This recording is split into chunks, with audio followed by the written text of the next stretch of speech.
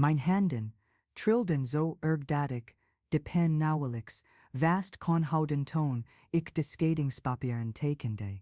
En dat kwam niet alleen door zenuwen, maar ook door opluchting. Na 15 jaar, naast een man te hebben geslapen, die me liet voelen alsof ik onzichtbaar was, had ik eindelijk de moed om nee te zeggen, tegen een leven dat niet het mijne was. Maar op dat moment, op mijn 42, kijkend naar dat document dat een einde maakte aan mijn huwelijk, had ik geen idee dat ik op het punt stond te ontdekken wie ik werkelijk was, onder al die jaren van stilte. Ik herinner mij het als de dag van gisteren, de geur van verse koffie in de keuken van het huis waar ik opgroeide, op het platteland van Noord-Brabant. Mijn moeder Els, stond altijd om 5 uur op om koffie te zetten voor mijn vader voordat hij naar zijn werk ging.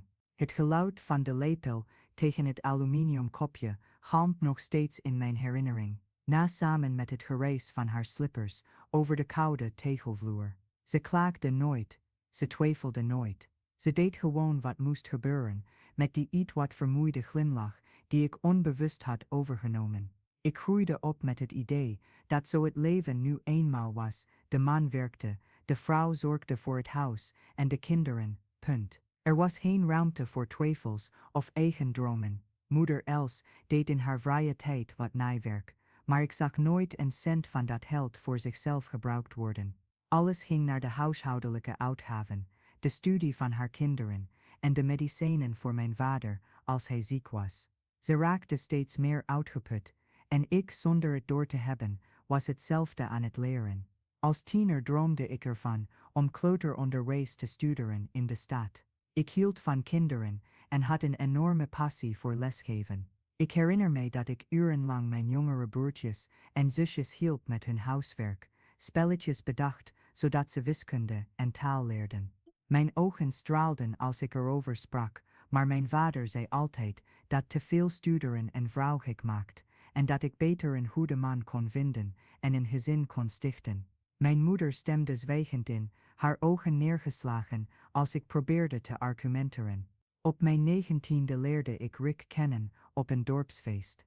Hij was knap, had een vaste baan bij de gemeente en sprak mooi over onze toekomst samen. Mijn familie was dolgelukkig.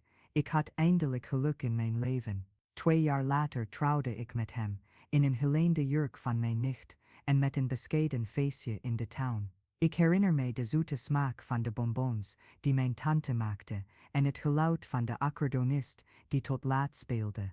Het was een gelukkige dag, of dat dacht ik tenminste, dat ik moest voelen. De eerste jaren van ons huwelijk waren een vreemde dans van aanpassing. Rick was geen slechte man, hij sloeg me niet en schelde me niet uit. Maar er was iets in de manier waarop hij me aankeek, of beter gezegd, hoe hij me niet aankeek, dat me liet voelen als een meubelstuk in huis. Hij kwam van zijn werk, ik serveerde het eten, hij keek tv, we gingen slapen. In het weekend ging hij voetballen met zijn vrienden, ik deed de schoonmaak en bereidde de maaltijden voor de week voor. Als ik probeerde over mijn gevoelens of dromen te praten, veranderde hij van onderwerp of zei hij dat ik problemen verzint waar die niet zijn. Toen ik zwanger werd van Lisa, mijn eerste dochter, dacht ik dat alles zou veranderen. Ik herinner mij de geur van babyzeep en de zachte huid van mijn pasgeboren baby tegen mijn borst. Ze was perfect, met die nieuwsgierige oogjes die mijn ziel doorzagen. Maar Rick bleef hetzelfde. Nu had ik meer werk, meer verantwoordelijkheden, en hij bleef leven alsof er niets in zijn leven was veranderd. Als Lisa 's nachts huilde, draaide hij zich om en bleef slapen, duidelijk makend dat het moederswerk was. 2 jaar later kwam Tom en daarna Anne. 3 prachtige kinderen die mijn leven vulden met doel en liefde, maar ook met een constante uitputting die ik geen naam kon geven. Mijn dagen werden een mechanische routine: wakker worden, koffie zetten, lunchpakketten maken, naar school brengen, van school halen, lunch maken, wassen, baden, avondeten maken, naar bed brengen. Ik bewoog door het huis als een efficiënt spook, alle teken uitvoerde, maar me voelde alsof ik het leven van een ander leidde. Rick deed het goed op zijn werk en onze financiële situatie verbeterde. We kochten een groter huis, een beter auto en hij ging meer uit met vrienden om te ontspannen van de werkdruk. Ik bleef thuis met de kinderen, altijd. Hij zei dat ik niet hoefde te werken, omdat hij goed genoeg verdiende, maar ik wist dat hij in werkelijkheid niet wilde dat ik contact had met andere mensen, andere ideeën, andere mogelijke werelden. Het was toen Lisa 10 jaar werd, dat er iets in me begon te kraken. Ze kwam huilend van school, omdat de juf had gevraagd wat elke leerling wilde worden als ze groot waren, en zij had geantwoord dat ze net als mama wilde zijn. Toen ik vroeg wat dat betekende, zei ze voor het huis, zorgen en niets interessants doen. Die woorden sloegen mij als een bom in mijn maag. Mijn dochter leerde dat vrouw zijn betekende jezelf opofferen, en ik was het voorbeeld dat ze thuis had. Die avond, nadat de kinderen sliepen, zat ik in de donkere keuken en hoorde het gesnurk van Rick in de slaapkamer. De stilte in huis leek alle woorden te schreeuwen die ik nooit had gezegd, alle dromen die ik had ingeslikt, alle keren dat ik zwijgend had ingestemd om conflicten te vermijden. Ik huilde tot ik geen tranen meer had, en toen de zon opkwam, was er iets in me veranderd. Ik wist nog niet wat, maar ik voelde het als een zaadje moed dat begon te ontkiemen.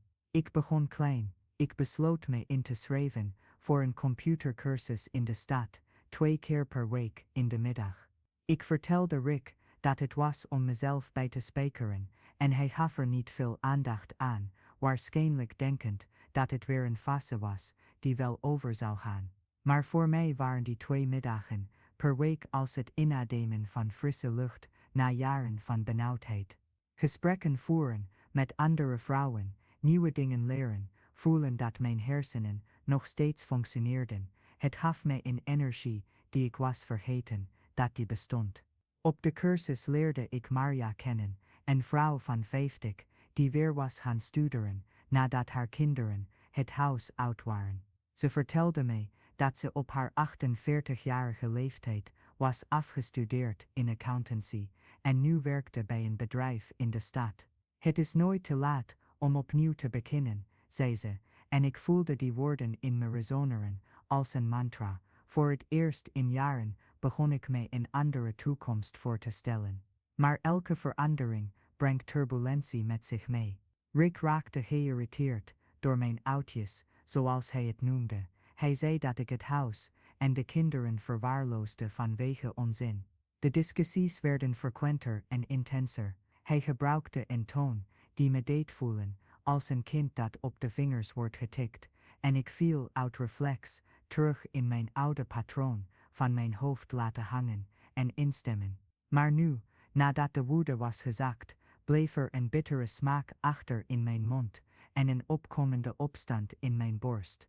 Ik wil je vragen om te liken, je te abonneren om dit werk te steunen en een reactie achter te laten met vermelding van waar je dit leest. Ik vind het heerlijk om met jullie te praten in de reacties. Jullie berichten geven mij de kracht om door te gaan met het delen van deze verhalen, die soms net zo pijnlijk zijn om te herinneren als om te schrijven. De druppel viel op een zondagmiddag. Rick keek voetbal met wat vrienden die op bezoek waren, en ik stond in de keuken hapjes voor hen klaar te maken. Anne, die toen 6 jaar oud was, kwam de keuken binnen en vroeg of ze mee mocht kijken met papa. Ik zei natuurlijk dat ze gewoon naar binnen moest gaan. Een paar minuten later hoorde ik Rick hard zeggen: Anne, ga naar je kamer poppen spelen. Voetbal is niet voor meisjes, laat de mannen hier in vrede kijken. Ik voelde het bloed in mijn aderen koken. Ik liet het dienblad met sandwiches op het aanrecht vallen en liep de woonkamer in. Rick, ze mag gewoon meekijken. Er is niets mis mee. Hij keek mij aan, met die blik van iemand die niet gelooft wat hij hoort. Bemoeienis je met zaken die jou niets aangaan. Ga je eigen werk doen. Zijn vrienden lachten, alsof het een grappige grap was. Ik pakte Anne bij de hand, bracht haar naar haar kamer en deed voor het eerst in mijn leven de deur op slot en liet hem maar alleen met zijn hasten. Die avond, nadat iedereen weg was, hadden we de ergste ruzie van onze 15 jaar huwelijk. Hij schreeuwde dat ik hem voor zijn vrienden had vernederd, dat ik veranderd was, en dat als het zo door zou gaan, hij maatregelen zou nemen. Ik schreeuwde voor het eerst terug. Ik zei dat ik het zat was om behandeld te worden als een dienstmeid, dat ik gerespecteerd wilde worden als zijn vrouw en als de moeder van zijn kinderen. Ik zei dat ik het niet langer zou accepteren, dat hij mijn leven of het leven van onze dochters zou beperken. Vanaf die dag werd de spanning thuis ondraaglijk. Hij begon me te negeren, sarcastische opmerkingen te maken over mijn opstanden, zoals hij het noemde. Hij controleerde elke cent die ik uitgaf, bevraagd elke uitstap, elke vriendschap die ik sloot. Ik voelde mij als een gevangene in mijn eigen huis, maar nu maakte dit gevoel me diep ongelukkig, iets wat ik voorheen niet eens had gemerkt. Het was Marja die suggereerde dat ik professionele hulp moest zoeken. Je moet begrijpen wat er met je aan de hand is, zei ze. En je hebt steun nodig om de beslissingen te nemen die je moet nemen. In het begin verzette ik me. In mijn hoofd was een psycholoog iets voor gek volk, zoals mijn vader altijd zei. Maar het gewicht van de situatie verteerde me, en ik wist dat ik hulp nodig had om helder te kunnen zien. Die eerste sessie met Dr. Anne was als het open van die one die al jaren geïnfecteerd was. Ik voelde zo hard dat ze me een glas water moest geven en moest wachten tot ik me had gekalmeerd. Ik vertelde over mijn jeugd, over het huwelijksmodel dat ik had geleerd, over hoe ik me leeg en waardeloos voelde. Zij luisterde zonder oordeel, stelde vragen die me dwangen na te denken over dingen die ik nooit had ter discussie gesteld. Weet je wat je wilt in je leven? Vroeg ze mij tijdens een sessie. De vraag overviel mij.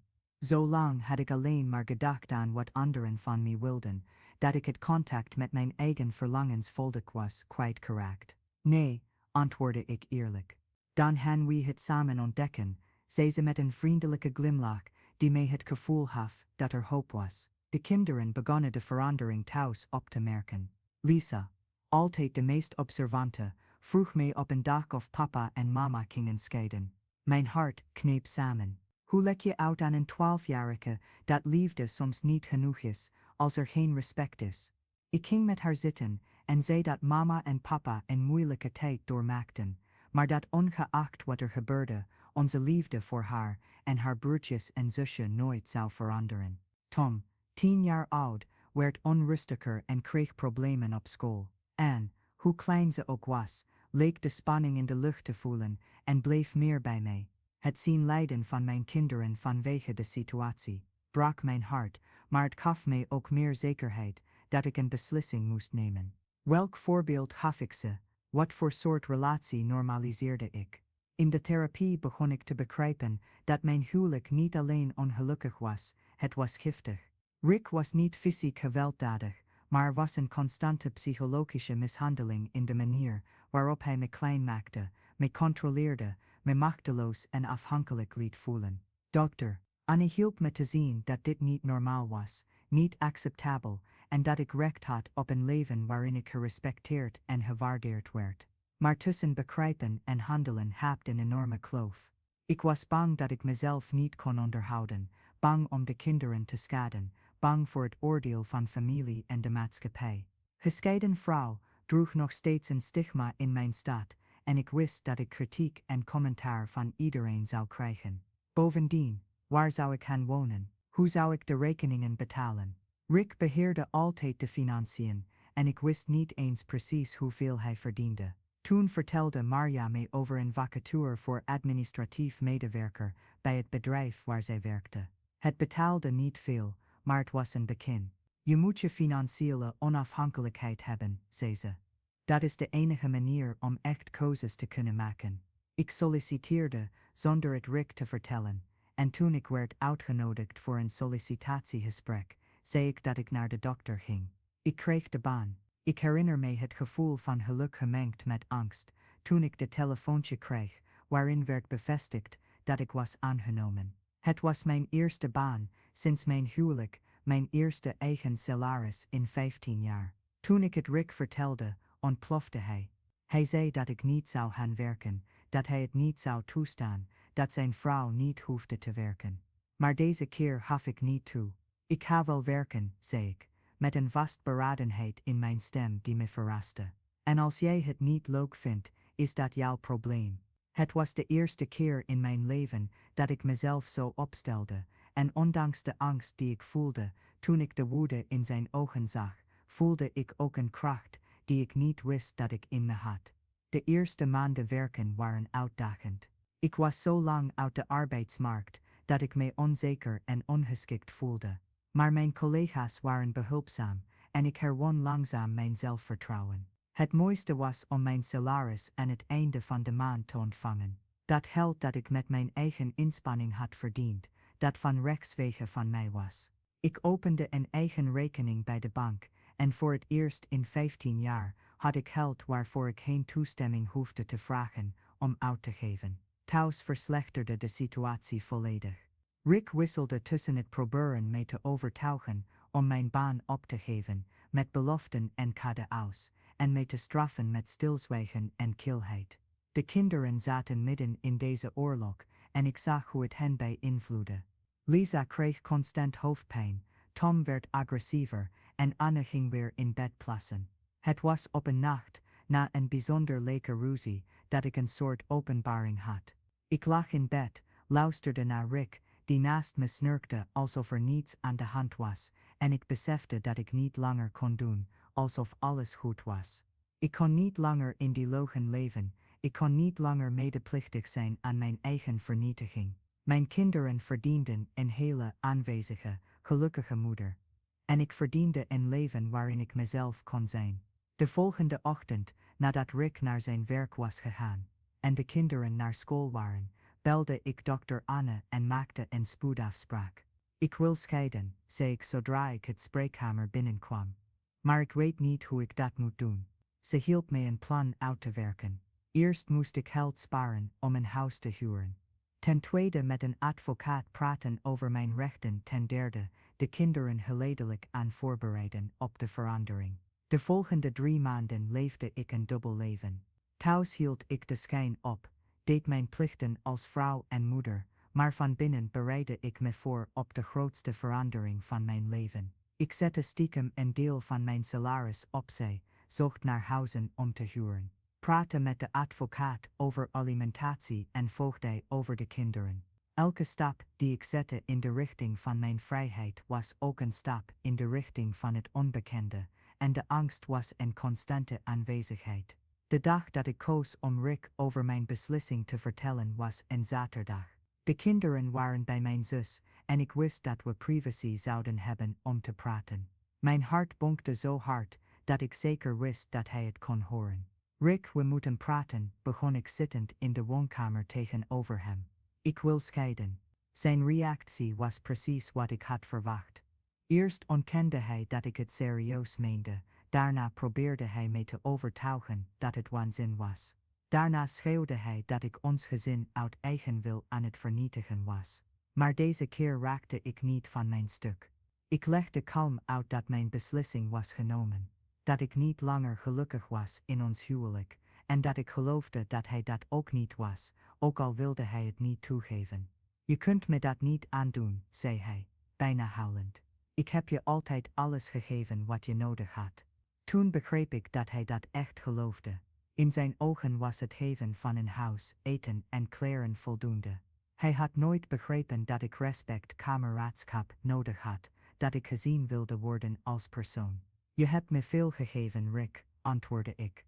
Maar niet het enige wat ik nodig had, me gewaardeerd voelen als vrouw en als persoon. De maanden die volgden waren de moeilijkste van mijn leven. Rick wisselde tussen pogingen me terug te winnen en me te straffen. De ene keer kwam hij thuis met bloemen en beloften van verandering. De andere keer behandelde hij mij met minachting en sprak hij slecht over mij tegen de kinderen. De druk was zo groot dat ik meerdere keren aan mijn beslissing begon te twijfelen. Was ik niet egoïstisch? Moest ik het niet nog een keer proberen voor de kinderen? Maar elke keer als de twijfel toesloeg, herinnerde ik me Anne, die zei dat ze net als mama wilde zijn en niets interessants wilde doen. Ik herinnerde me hoe klein en onzichtbaar ik me naast hem voelde. Ik herinnerde me mijn opgeschorte dromen, de vrouw die ik was geweest en die ik weer kon worden. En dan keerde de vastberadenheid terug, sterker dan voorheen. Ik vond een klein maar gezellig huisje, op 2 blokken van de school van de kinderen. Het was heel anders dan het grote huis waar we woonden, maar toen ik er voor het eerst binnenstapte, voelde ik een rust, die ik al jaren niet meer had gevoeld. Het was een ruimte die ik mijn eigen kon maken, waar ik mijn eigen beslissingen kon nemen, waar ik gewoon mezelf kon zijn. Met de kinderen praten over de scheiding was een van de moeilijkste dingen die ik ooit heb gedaan.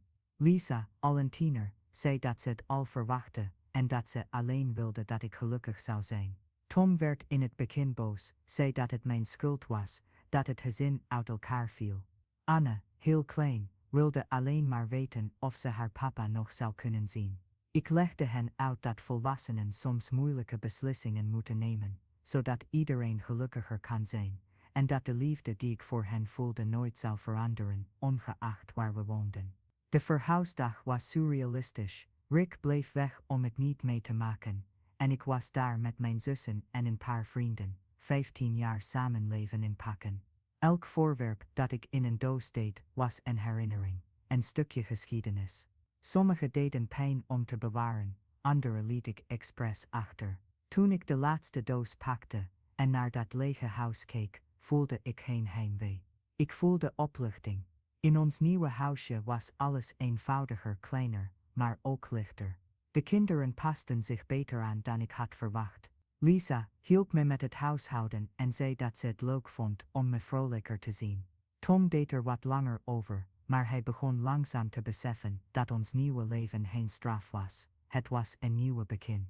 Anne was dol op haar eigen kleine kamertje, waar ze haar tekeningen op de muur kon hangen. Maar het was niet alleen maar rozengeur en manesijn. Het geld was krap, heel krap. Mijn salaris, als administratief medewerkster dekte de kosten, nauwelijks, en de alimentatie die Rick betaalde, was minimaal. Er waren maanden dat ik moest kiezen tussen de elektriciteit, its rekening betalen, of medicinen voor de kinderen kopen. Er waren nachten dat ik wakker bleef zitten om rekeningen te maken aan de kokentafel, huilend van wanhoop, en mij afvragend of ik niet de grootste fout van mijn leven had gemaakt. In die momenten van wanhoop was Marcia mijn veilige haven. Ze kwam langs met een bord eten, bood aan om de kinderen naar de bioscoop te brengen, zodat ik even kon bijkomen, of ging gewoon met mij aan de kokentafel zitten, en herinnerde mij eraan hoe ver ik al was gekomen. Je bent sterker dan je denkt, zei ze. En deze moeilijke periode gaat voorbij, ze had gelijk. Langzaam maar zeker kreeg ik mijn financiën beter op orde. Ik kreeg promotie op mijn werk, begon beles te geven in mijn vrije tijd, en begon zelfs weer te naaien, zoals mijn moeder deed. De kinderen hielpen waar ze konden. Lisa paste op haar jongere broertjes en zusje als ik moest overwerken. Tom begon kleine klusjes te doen voor de buren, en zelfs Anne droeg bij door het huis op te ruimen. Het meest ongelooflijke was hoe ik mijzelf opnieuw aan het ontdekken was. Zonder voor alles toestemming te hoeven vragen, zonder elke beslissing te hoeven rechtvaardigen, begon ik me te herinneren wie ik was, voordat ik trouwde. Ik begon weer te lezen, iets wat ik in mijn jeugd geweldig vond. Ik kocht verf en begon de muren van het huis te schilderen in de kleuren die ik leuk vond. Ik liet mijn haar groeien en stopte met het dragen van die nette jurken, die Rick geschikt voor een moeder vond. 6 maanden na de scheiding herkende ik mijzelf nauwelijks in de spiegel. Het was niet alleen mijn uiterlijk dat veranderd was. Het was de glans in mijn ogen, de rechtere houding, de frequenter glimlach. Ik werd weer mijzelf, en dat was zowel bevrijdend als angstaanjagend tegelijk. De kinderen veranderden ook. Lisa werd zelfverzekerder, begon te praten over haar dromen om dierenarts te worden, en zei dat ze een onafhankelijke vrouw wilde zijn, zoals haar moeder. Tom, na een moeilijke periode, begon me met meer respect te behandelen en begon zonder te klagen de huishoudelijke taken te delen. Anne, bevrijd van de constante spanning die er thuis was, werd weer een vrolijk en spontaan kind. Een jaar na de scheiding gebeurde er iets dat mijn nieuwe fase definitief markeerde. Ik was in de supermarkt aan het boodschappen doen, toen ik een oude schoolvriend tegenkwam, die ik al jaren niet had gezien. Je straalt, zei hij. Wat fijn om je zo te zien. Toen ik thuis kwam en het aan de kinderen vertelde, glimlachte Lisa en zei, dat komt omdat we nu de echte mama hebben, niet die verdrietige vrouw die altijd thuis zat. Die woorden lieten mij begrijpen dat mijn beslissing om te scheiden niet alleen mijzelf had geholpen, het had ook mijn kinderen geholpen. Ze groeien op in een huis waar ze hun mening konden uiten, waar een meisje van voetbal kon houden en een jongen kon huilen, waar de moeder een voorbeeld was van kracht en niet van onderwerping. Het was het kostbaarste cadeau dat ik ze kon geven. 2 jaar na de scheiding realiseerde ik een oude droom. Ik schreef me in voor de lerarenopleiding aan een universiteit in de regio. Ik studeerde 's nachts, nadat de kinderen sliepen met de boeken verspreid over de kokentafel. Toen ik slaagde, huilden we allemaal samen, de kinderen waren net zo trots als ik. Lisa zei dat ze later net als ik wilde zijn, een vrouw die nooit opgeeft. De opleiding was een uitdaging.